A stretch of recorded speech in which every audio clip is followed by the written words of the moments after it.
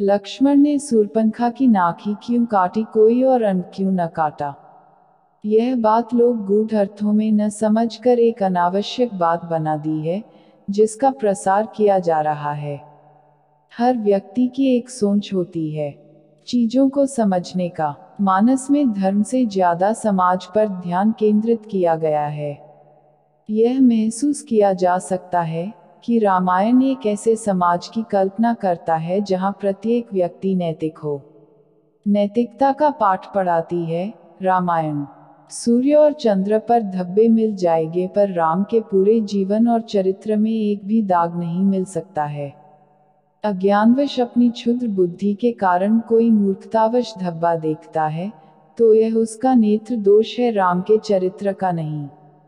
यह बात मैं सिद्ध करूंगा कुछ पौराणिक बातें करते हुए। रामायण के मुताबिक रावण की बहन शूर्पणखा भी रावण का विनाश चाहती थी। दरअसल इसका कारण था शूर्पणखा का पति, जिसका वध रावण ने किया था। शूर्पणखा के पति का नाम विद्युतजिह्व था।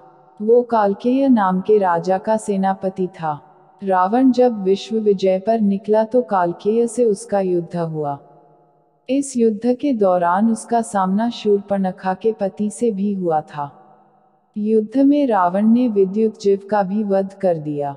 तब शूर्पणखा ने मन ही मन रावण को श्राप दिया कि मेरे ही कारण तेरा सर्वनाश होगा। एक बार राम और सीता कुटिया में बैठे थे।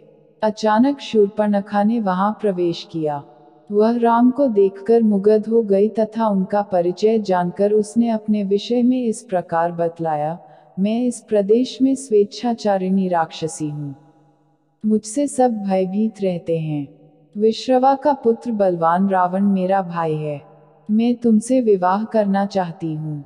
राम ने उसे बतलाया कि उनका विवाह हो चुका है तथा उनका छोटा भाई लक्ष्मण अविवाहित है, अतः वह उसके पास जाए।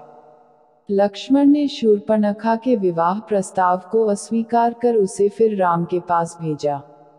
शूर्पणखा ने राम से पुनः विवाह का प्रस्ताव रखते हुए कहा, मैं सीता को अभी खाए लेती हूँ, तब सौंत न रहेगी और हम विवाह कर लेंगे। जब वह सीता की ओर झपटी तो राम के आदेशानुसार लक्ष्मण ने उसके नाक कान काट दिए। वह क्रुद्ध होकर अपने भाई खर के पास गई।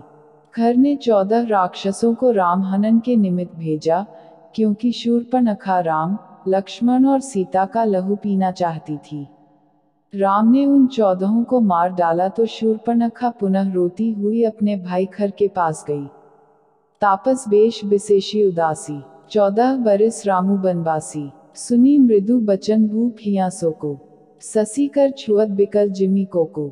तपस्वियों के वेश में विशेष उदासीन भाव से राज्य और कुटुंब आदि की ओर से भली भांति उदासीन होकर विरक्त मुनियों की भांति राम 14 वर्ष तक वन में निवास करें। कैकेयी के कोमल विनययुक्त वचन सुनकर राजा के हृदय में ऐसा शोक हुआ जैसे चंद्रमा की किरणों के स्पर्श से चकवा विकल हो जाता है। 14 वर्ष की उम्र तक बालक के जन्म संस्कार गिने जाते हैं। 14 वर्ष के पश्चात बालक किशोरावस्था में प्रवेश करता है। 14 दोष हमारी बाधा हैं। 5 कर्मेंद्री, 5 ज्ञानेंद्री और काम, क्रोध, लोभ, मोह और अहंकार, कुल 14। खर ने क्रुद्ध होकर अपने सेनापति भाई दूषण को 14,000 सैनिकों को तैयार करने का आदेश दिया। सेना तैयार होने पर खर तथा दूषण ने युद्ध के लिए प्रस्थान किया। जब सेना राम के आश्रम में पहुंची तो राम ने लक्ष्मण को आदेश दिया कि वह सीता को लेकर किसी दुर्गम पर्वत कंदरा में चला जाए तथा स्वयं युद्ध के लिए तैयार हो गए। मुनि और गंधर्व भी यह युद्ध देखते गए। राम ने अकेले होने पर भी शत्रुदल के शस्त्रों को छिन-भिन करना प्रारंभ कर दिया।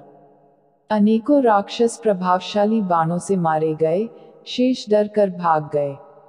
दूषण, त्रिशिरा तथा अनेक राक्षसों के मारे जाने पर खर स्वयं राम से युद्ध करने गया। युद्ध में राम का धनुष खंडित हो गया, कवच कटकर नीचे गिर गया। तदनंतर राम ने महर्षि अगस्त्य का दिया हुआ शत्रुनाशक धनुष धारण किया। इंद्र के दिए अमोघ बाण से राम ने खर को जलाकर नष्ट कर दिया। इस प्रकार केवल 3 मुहूर्त में राम ने खर, दूषण, त्रिशिरा तथा 14,000 राक्षसों को मार डाला। वास्तव में दंडकारण्य की स्वामिनी शूर्पणखा ने भगवान श्री राम के महत्वपूर्ण कार्य निशिचहीन करहु मही भुज उठाय प्रणकीन विनाशाय च दुष्कृत आदि में बहुत सहायता की है। जनमानस में शूर्पणखा की छवि राक्षसी होने, कामी होने, निर्ममता से नरसंहार करने की होने से वह घृणा की दृष्टि से देखी जाती है। करोड़ों जन्मों तक तपस्या करने के बाद भी ऋषि मुनियों को भगवत दर्शन लाभ नहीं हो पाते, परंतु इसने उनके दर्शन के साथ साथ बातें भी की तथा श्री राम ने उसकी लक्ष्मण जी से भी बात करवाकर भक्ति स्वरूपा आद्या शक्ति जगत जननी सीता माता के दर्शन भी करवा दिए। एक जिज्ञासा बनी रहती है कि आखिर शूर्पणखा ने ऐसा कौन सा पुण्य किया होगा जिससे उसे यह सौभाग्य प्राप्त हुआ। मनीषी व ज्ञानीजन हमेशा इसका चिंतन किया करते हैं।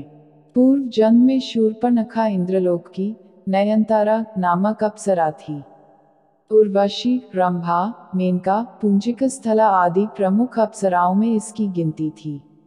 एक बार इंद्र के दरबार में अप्सराओं का नृत्य चल रहा था।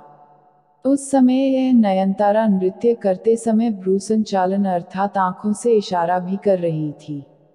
इसे देख इंद्र विचलित हो गए और उसके ऊपर प्रसन्न हो गए। तब से नयनतारा इंद्र की प्रेयसी बन गई। तत्कालीन समय में पृथ्वी पर एक वज्रा नामक एक ऋषि घोर तपस्या कर रहे थे।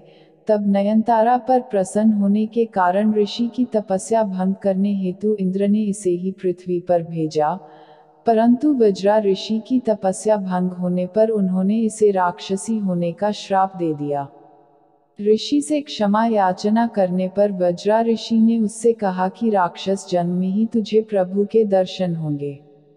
तब वही अप्सरा देह त्याग के बाद शूर्पणखा राक्षसी बनी। उसने दृढ़ निश्चय कर लिया कि प्रभु के दर्शन होने पर वह उन्हें प्राप्त कर लेगी। वही नयनतारा वाला मोहक रूप बनाकर ही शूर्पणखा श्रीराम प्रभु के पास गई, परंतु एक गलती कर बैठी। वह यह कि परब्रह्म प्रभु परमात्मा परात्पर परब्रह्म को पति रूप में पाने की इच्छा प्रकट कर दी। तुम सम पुरुष नमो सम नारी, यह संजोग विधि रचा विचारी। मम अनुरूप पुरुष जगमाही, देखे उन खोजी लोक तिहु नाही। ताते अब लगी रही उन कुंवारी, मनु माना कप्पू तुम ही निहारी। परब्रह्म को प्राप्त करने की एक प्रक्रिया होती है। भक्ति या वैराग्य के सहारे ही परब्रह्म को प्राप्त किया जा सकता है।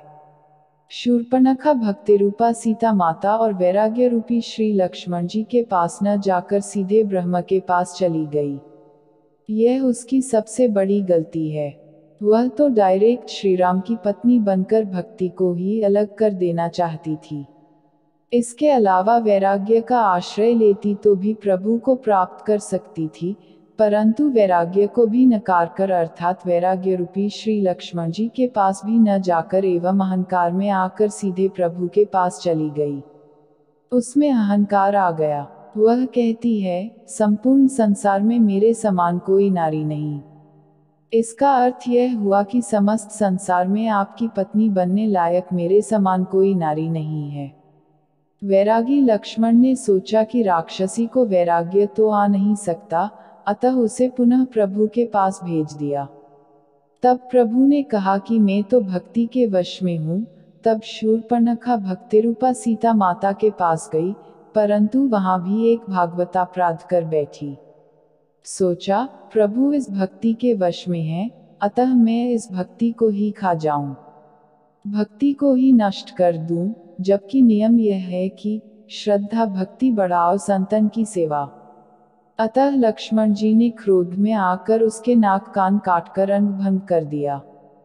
तब शूर्पणखा के ज्ञान चक्षु खुल गए और प्रभु के कार्य को पूरा कराने विनाशाय च दुष्कृतम के लिए उनकी सहायिका बनकर प्रभु के हाथ से खरवदूषण, रावण, कुंभकर्ण, मेघनाद आदि निशाचरों को मरवा दिया और प्रभु प्राप्ति की उचित प्रक्रिया अपनाने के लिए पुष्कर जी में चली गई और जल में खड़ी होकर भगवान शिव का ध्यान करने लगी। ज्योतिमत्र स्वरूपाय निर्मल ज्ञान चक्षु से ओम रुद्रेश्वराय शांताय ब्रह्मणे लिंगमूर्ते।